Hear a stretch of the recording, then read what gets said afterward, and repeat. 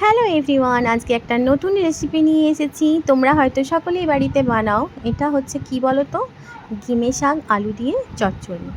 বাজার থেকে কতটা গিমে শাক নিয়ে এসেছি, তোমরা হয়তো অনেকেই এটার সাথে পরিচিত। তো আমি কিভাবে বানাই দেখো। তো আমি প্রথমে গিমে শাকটাকে অল্প একটু নুন দিয়ে বয়েল করে নিয়েছিলাম।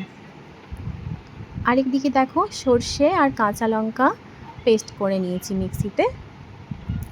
আর এদিকে গিমে শাকটা স্ট্রেন করে নিয়েছি বয়েল করার পর। তারপর কড়াইতে তেল গরম করে নিয়ে বয়েল করে রাখা আলুগুলো একটু নেড়েচেড়ে নিচ্ছি।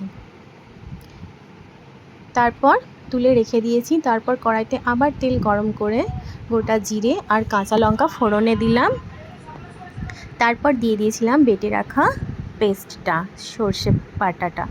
তারপর অল্প একটু হলুদ দিয়ে আবার কিছুক্ষণ নাড়াচাড়া করে নিয়ে আলুটা আর গিমে শাকটা দিয়ে দিলাম।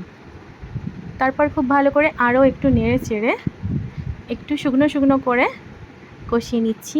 আর দিয়েছি পরিমাণ মতন লবণ, আর অল্প একটুখানি আমি সুগারও দিয়েছিলাম।